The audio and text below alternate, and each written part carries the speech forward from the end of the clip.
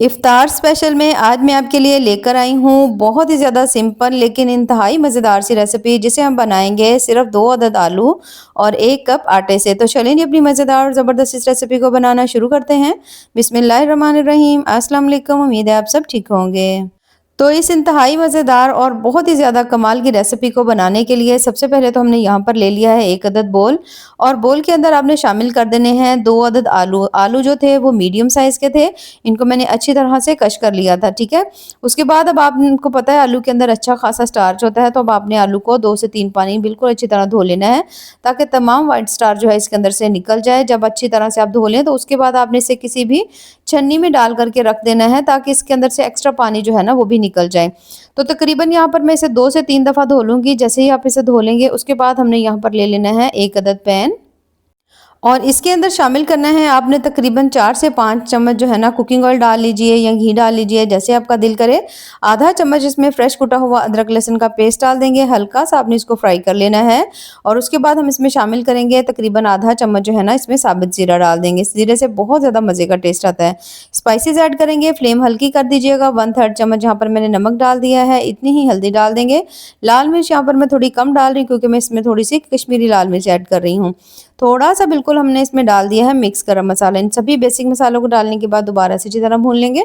हल्का हल्का सा अगर यहाँ पर आपको लगे थोड़ा सा पानी का छींटा लगाने की ज़रूरत है, तो थोड़ा सा पानी का छींटा लगा लीजिए। मसाले की अच्छी तरह भुनाई करेंगे। उसके बाद इसके अंदर जो अगली चीज़ हम ऐड करेंगे वो है यहाँ पर आलू, जिनको हमने पहले से ही छन्नी में डाल करके रखा हुआ था, ताकि एक्स्ट्रा पानी जो है इसके अंदर से निकल जाए। तो अब तमाम जो आलू हमने कश करके रखे थे सभी को इसमें शामिल कर देंगे। आलू इसमें शामिल करने के बाद अब आपने आलू को इसके साथ अच्छी तरह से भून लेना है कुछ देर के लिए। यहाँ पर आपने थोड़ा-थोड़ा इसको भून लेना है, कम से कम भी आपने जो आलू है ना 50% तक आपने इनको कुक कर लेना है, ठीक है? यानी कि आधे ये गल जाएँ। इसी भुनाई के दौरान आप देखोगे कि अच्छी तरह आलू जो है ना वो थोड़े से गल जाएँगे। जैसे आप देखें आलू थोड़े-थोड़े से गल गए हैं, तो फिर हम इसमें शामिल करेंगे पानी। अब यहाँ पर आप देख सकते हैं आलू जो थे वो हाफ कुक हो गए हैं। पानी मैं यहाँ पे शामिल कर रही हूँ 3 कप, ठीक है। आपने मेजर करके इसमें पानी डालना है, 3 कप पानी डाल देंगे। पानी डालने के बाद अब आपने इसमें थोड़ा सा बॉयल आने देना है, ठीक है। यहाँ पर आपको इसको बहुत ज़्यादा पकाने की ज़रूरत नहीं है। बस जैसे ही आप देखें इसके अंदर अच्छी तरह से बॉयल आ गया है, तो फिर हम इसमें जो है ना आटा ऐड करेंगे। अभी फ़िलहाल इसको हम 1 से 2 जो है ना वो बॉयल दे लेंगे। अब यहाँ पर आप देख सकते हो अच्छी तरह इसके अंदर हल्के-हल्के बॉयल आना शुरू हो चुके हैं। अब हमने इसमें शामिल करना है यहाँ पर आटा। आप चाहे तो मैदा भी डाल सकते हैं अगर आपको सही लगे, लेकिन मैं यहाँ पर घर में जो आमतौर पर गंदम का आटा होता है ना जिससे हम रोटी बनाते हैं, वो वाला आटा मैंने इसमें 1 कप डाल दिया है, ठीक है। अब जो पानी है ना वो वाला हमने यहाँ पर लिया था 3 कप, ठीक है। थोड़ी फ्लेम आपने हाई करके पहले पानी को थोड़ा सा ड्राई कर लेना है। जब 2 कप तकरीबन पानी रह जाएगा तो उसके बाद आपने इसमें 1 कप आटा डाल देना है, थोड़ा सा आपने इसमें सब्ज़ धनिया डाल देना है। सभी चीज़ों को अब आपने मीडियम टू हाई फ्लेम के ऊपर जल्दी से मिक्स करना है, ताकि कोई भी इसके अंदर लम्स वगैरह नहीं बने। जैसे-जैसे आप मिक्स करते जाओगे आप देखोगे ये बहुत ज़्यादा आहिस्ता-आहिस्ता ये थिक होता जाएगा। यहाँ पर आप देख सकते हैं अब इसमें पानी की नमी है, तो इसको हम अच्छी तरह भूनेंगे जब तक कि ये जो तमाम है ना इसे ये पैन नहीं छोड़ देता, ठीक है? जिससे आपको आइडिया हो जाएगा कि ये बहुत अच्छी तरह से यहाँ पर पक चुका है। अब यहाँ पर आप इसकी लुक चेक कर सकते हैं, माशाल्लाह काफ़ी हद तक ये सेट हो चुका है। इसने कढ़ाई भी छोड़ दी है, यानी कि पैन जो है उसे छोड़ना शुरू कर दिया, जिसका मतलब है कि ये अच्छी तरह थोड़ा-सा सख्त हो चुका है। तो इसको आपने थोड़ा ज़्यादा सख्त करना है, ठीक है, सॉफ्ट नहीं रखना। जितना ज़्यादा आप इसको सख्त करेंगे ना उतने आपको अच्छे रिजल्ट्स मिलेंगे। अब यहाँ पर ये माशाल्लाह ज़बरदस्त सा ये देख सकते हैं इस तरह से सेट हो चुका है। अब आपने ले लेनी है कोई भी ट्रे ले लीजिए, उसमें हल्का सा हमने ऑयल लगाना है, और अब हमने आलू और आटे का ये जो बैटर बनाया था इसको आपने इसमें डालना है। डाल करके अब आपने इसको अच्छी तरह फैला देना है। अगर यहाँ पर फैलाते हुए आपको लगे कि ये चम्मच के साथ बहुत ज़्यादा चिपक रहा है, तो हल्का सा आप इसके ऊपर 1 से 2 ड्रॉप जो है ना ऑयल लगा लीजिएगा, उससे ये बहुत अच्छी तरह सेट हो जाता है। अच्छी तरह यहाँ पर आप देख सकते हो इसको हमने सेट कर लिया। अब आपने इसको कुछ देर के लिए पंखे के नीचे रख लीजिए, ताकि अच्छी तरह ठंडा हो जाए, या कुछ देर आप इसे फ्रिज में या फ्रीज़र में रख लीजिए।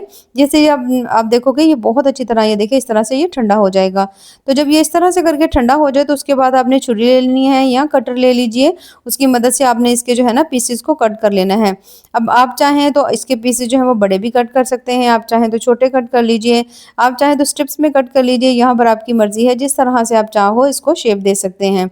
तो इस तरह से करके हमने इन सभी को शेप दे लेनी है। अच्छा, इस रेसिपी की सबसे अच्छी बात ये है कि इस तरह आप इसको तैयार करके कट करके या इसे कट किए बगैर भी आप इसे रख सकते हैं 4 से 5 दिन के लिए, और जब दिल करे आप निकाल कर इसको फ्राई कर सकते हैं।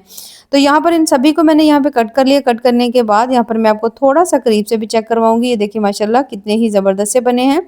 तो बस अब यहाँ पर हम इसे पकाना स्टार्ट करेंगे।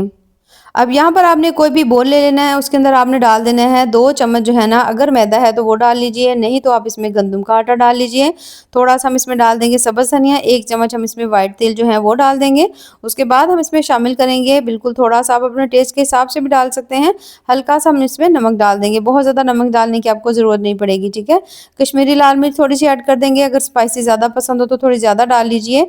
उसके बाद हम इसमें पानी डालेंगे, पानी डाल कर के आपने इन सभी चीज़ों को मिक्स कर लेना है और एक ज़बरदस्त सी आपने इसकी जो है ना स्लरी तैयार करके रख लेनी है। अब यहाँ पर आप देख सकते हैं स्लरी जो है वो ज़बरदस्ती तैयार हो चुकी है। अब हमने जो पीसेस कट करके रखे हुए थे, इन पीसेस को आपने इसके अंदर डालना है। डालने के बाद अब आपने इसको दोनों साइड्स के ऊपर अच्छी तरह से इस बैटर को अप्लाई कर देना है। ये देखिए इस तरह से, ठीक है। जब आप अच्छी तरह अप्लाई कर लें तो इसी तरह आपने इसको इसके अंदर से निकालते जाना है। ऑयल हमने पहले से ही गर्म किया हुआ था और अब आपने इन सभी को ये देखिए इस तरह से करके ऑयल में डालते जाना है। स्लरी में डिप करेंगे, डिप करने के बाद अब आपने ऑयल में डालते जाना है और उनको फ्राई करते जाना है। इस रेसिपी की सबसे अच्छी बात ये है कि ये बहुत कम ऑयल में बनती है और बहुत ज़्यादा कम जो ऑयल है ना ये अब्ज़ॉर्ब करती है। अब आपने जितना भी ऑयल डाला है ना, आप देखोगे कि बहुत ज़्यादा 1 या 2 चम्मच शायद ऑयल लगेगा और बाकी जो ऑयल है ना वो वैसे ही पैन में बच जाएगा, क्योंकि ये जो है ना ऑयल बहुत ज़्यादा अब्ज़ॉर्ब नहीं करती। अब यहाँ पर माशाल्लाह दोनों तरफ जैसे ही आप देखोगे कलर जो है वो गोल्डन ब्राउन आ चुका है, तो तब तक आपने इसको पकाना है। अभी यहाँ पर आप देख सकते हैं एक साइड का कलर जो है ना बड़ा ज़बरदस्त आ चुका है। बस दूसरी साइड का जैसे ही कलर अच्छी तरह ब्राउन होता है, तो आपने इन सभी को इसके अंदर से निकाल लेना है। अब यहाँ पर माशाल्लाह दोनों साइड जो है वो अच्छी तरह से पक चुकी है, तो यहाँ पर हम इसे भी निकाल लेंगे।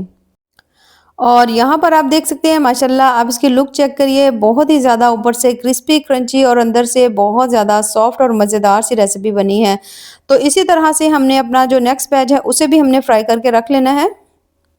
और यहाँ पर आप देख सकते हैं माशाल्लाह बहुत ही ज़्यादा टेस्टी, इंतहाई मज़ेदार, बिल्कुल सिंपल चीज़ों से बनने वाले जो स्नैक्स हमारे यहाँ पर बन चुके हैं, जिसे आपने सिर्फ 2 अदद आलू और 1 कप आटे से बनाया है। यहाँ पर मैं आपको थोड़ा-सा इसे करीब से भी चेक करवाऊँगी कि ये माशाल्लाह कितने ही ज़बरदस्त से बने हैं। देखिए माशाल्लाह बहुत ज़्यादा टेस्टी बने हैं, ज़रूर बनाइएगा और बना करके हमें कमेंट्स में ज़रूर बताइएगा।